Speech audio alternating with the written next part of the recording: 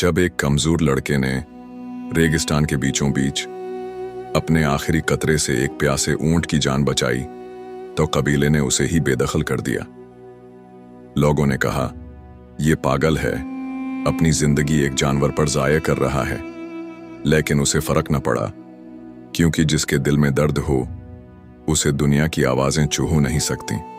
उस लड़के के पास न चाहत थी न पानी, लेकिन उसके दिल में वफा का एक समंदर था।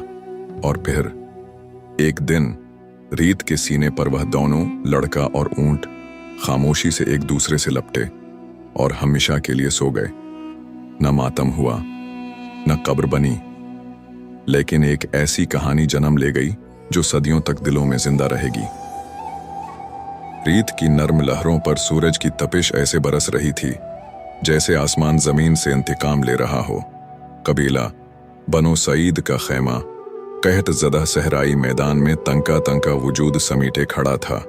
कौएं सूख चुके थे, बकरियां मर चुकी थीं, और अब बाकी जानवरों को भी कुर्बान करने की बातें होने लगी थीं। उसी कबीले में एक 15 साला लड़का सलीम रहता था, जिसे सब खामोश कहते थे। माँ बचपन में फूत, बाप कबीले की जंग में मारा गया और बाकी लोग उसे बूझ समझते थे। सलीम बात कम करता था, मगर उसकी आंखें बहुत कुछ कहती थीं। एक दिन कबीले के बुजुर्ग ऐलान करते हैं, जो ऊंट अब पानी न पिए उसे ज़ब्ह कर दिया जाए, खुराक की कमी है, फैसला कल होगा। उसी शाम सलीम खैमे से बाहर निकला। धूप में जलते ऊंटों के दरमियान एक ऊंट उसे बहुत अलग लगा। वह रीत पर लेटा था, आंखें बंद, जबान बाहर, और हर सांस जैसे आखिरी हो। सलीम उसके करीब गया और पानी का छोटा सा मिटका, जो उसे रोज का बचा कुचा मिलता था, ऊंट के मुंह से लगा दिया। ऊंट ने पलकें खोले और आहिस्ता से पानी पिया। पहली बार उस लड़के की हथेली में जिंदगी की लर्जिश महसूस हुई। सलीम ने किसी को कुछ न बताया। रोजाना रात के अंधेरे में वह अपने हिस्से का बचा पानी उस ऊंट को देता, रीत पर बैठता और उसे धीमा धीमा सहलाता। ऊंट अब उसे पहचानने लगा था। वह हल्की आवाज में गरगर करता जैसे शुक्रिया कह रहा हो। ये दोस्ती न आवाज की मोहताज थी, न जबान की, सिर्फ एहसास की थी। रातें गहरी हो रही थीं और कबीले का भरोसा दिन बह दिन कम होता जा रहा था। कौएं का आखिरी कतरा भी निकल चुका था और खुराक खैमे में नमक की तरह गुम थी। कबीले का हर फर्द दूसरे को शक की निगाह से देखता, और अब बात सिर्फ जानवरों की ना रही थी, इंसान भी इंसान पर भूखे हो रहे थे। सलीम रात को खामोशी से उठता, खैमे की पिछली दीवार से निकलता और अपने मिटके में से बचा हुआ पानी उस ऊंट को देता, जिसे अब वह बाबर कहने लगा था। बाबर, वह ऊंट जो कबीले का सबसे कमजोर, सबसे खामोश जानवर था, अब खड़ा होने लगा था। सलीम अपनी रीत से भरे पांव से उसे सहलाता, उसके कान में सरगोशी करता। बाबर, बस थोड़ा और, हम बच जाएंगे तो दुनिया को दिखाएंगे कि प्यासे और बेआवाज सब कुछ सिखा सकते हैं। बाबर अब सलीम की चाप पर गर्दन घुमा देता, और जब वह दूर होता तो रीत में खराते नहीं, एक खफीफ सी बेचैनी चुहोड़ता। ये रिश्ता खून का नहीं था, ना नस्ल का, ये वह रिश्ता था जो सिर्फ भूख में बांटा गया निवाला और प्यास में बांटी गई बूंद बनाता है। तीसरे दिन रात को सलीम जैसे ही पानी देने गया, मुर्शिद खां और उसके आदमी छुपकर उसे देख रहे थे। एक लालटेन की रोशनी में सलीम का चेहरा चमका, बाबर के करीब बैठा, पानी दे रहा था और कुछ पढ़ रहा था। जो कुछ भी बचा है वह उसे दे दूं, जो बोल नहीं सकता, शायद वही मेरी फरियाद सुने। मुर्शिद ने चीखा, तू ही है गद्दार, इंसान भूखे हैं और तू एक ऊंट को पालता है। कबीले के मर्दों ने सलीम को खैमे के दरमियान लाया, जहां उस पर लानतें, तहप्पड़ और हकारत के अल्फाज बरसाए गए। किसी ने ना पूछा कि वह खुद कितना भूखा था, किसी ने ना सोचा कि उसके हिस्से का पानी भी वही था जो उसने दिया। बाबर खैमे के कोने पर बैठा और पहली बार उसकी आंख से एक बूंद नीचे गिरी। वह बूंद जो शायद दुनिया की सबसे खामोश गवाही थी। कबीले के दरमियान खेमों के वसत में आग जल रही थी और सलीम रस्सियों में बंधा हुआ बैठा था।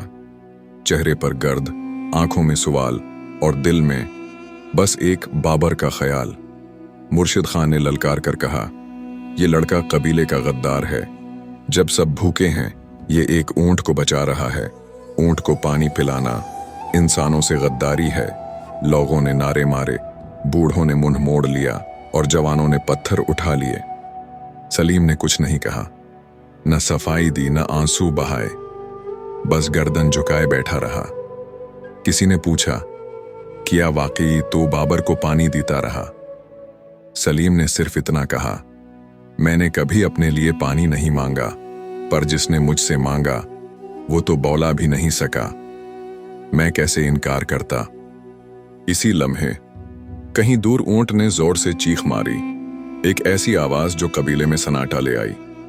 ऊंटों के माहिर बूढ़े ने कहा, ये कोई आम आवाज नहीं, ये किसी रिश्ते के टूटने की चीख है। मुर्शिद खान ने कहर भरी आवाज में कहा, सलीम, तू आज से हमारे कबीले का हिस्सा नहीं। न तेरा खेमा है, न तेरी जमीन।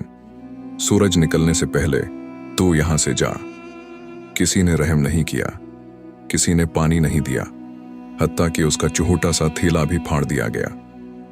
कि अंधेरे में सलीम नंगे पांव, प्यासे होंठ और जख्मी दिल के साथ रीत में निकल गया। पीछे सिर्फ बाबर की दबी दबी आहें और उसके कदमों के निशान थे जो जल्द ही हवा से मिटने वाले थे। सलीम ने एक बार पीछे मुड़कर देखा। कबीला, खैमे और वो सब जो कभी उसकी दुनिया थे, अब उसकी पीठ के पीछे खाक हो चुके थे। पर एक चीज अभी भी बाकी थी, बाबर की नजरें जो शायद कह रही थी, मैं तुझे तन्हा नहीं छोड़ूंगा। सूरज ने सहरा को फिर झुलसा दिया, रेत ने फिर पांव जलाए और सलीम अपने खेमे, कबीले और माजी से बहुत दूर निकल चुका था। प्यास ने जबान सूखा दी और आंखें जो कुछ ढूंढ रही थीं, अब बस खाली उफुक को तकती रहीं। सलीम ने एक चट्टान के साए में पड़ाव डाला। न पानी, न खुराक, बस एक जुमला बार बार दिल में गूंज रहा था, काश बाबर को एक बार और देख लेता। अचानक रियत की खामोशी को एक आहिस्ता सी चाप ने तोड़ा। दूर एक साया और फिर उसके साथ आती एक गड़गड़ सी आहट। सलीम ने आंखें सुकीड़ कर देखा तो दूर से एक ऊंट आ रहा था। वही सफेद जिस्म, वही लंगड़ाती चाल और वही मानूस आंखें। बाबर ने सहरा के सफर की अजियत जही ली। न कोई जंजीर, न रस्सी, सिर्फ रिश्ता जिसे न रीत ने रोका, न प्यास ने झुलसाया। वो सलीम के करीब आया और अपने सर को उसके कंधे से लगा दिया। सलीम कांप गया, जैसे कोई बिछड़ा हुआ बचपन लौट आया हो। सलीम ने बाबर की गर्दन को थपथपाया।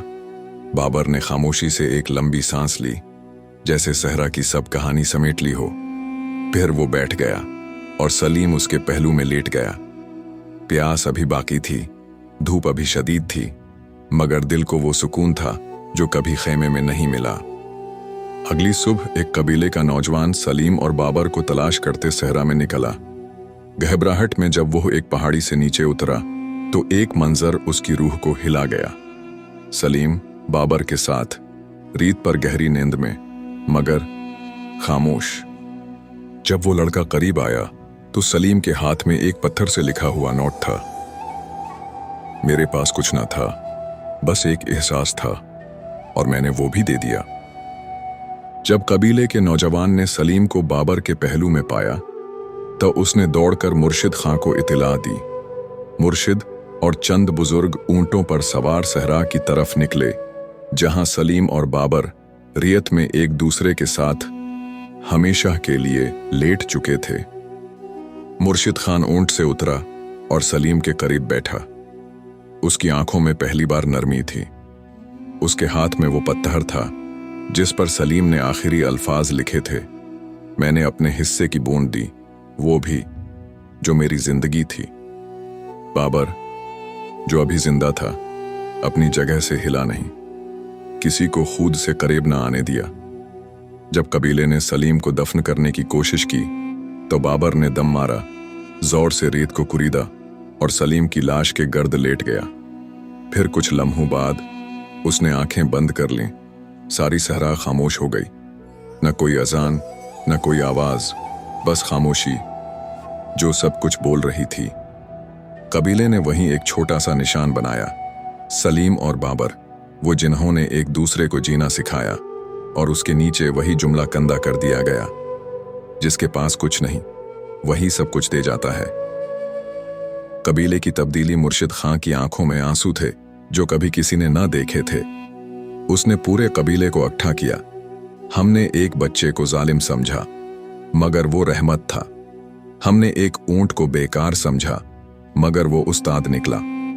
अब हर साल उस दिन को यौम वफा कहा जाने लगा, जहां कबीले के बच्चे जानवरों के साथ बैठकर पानी बांटते हैं और कहते हैं, सलीम और बाबर आज भी हमें जिंदा होना सिखा रहे हैं।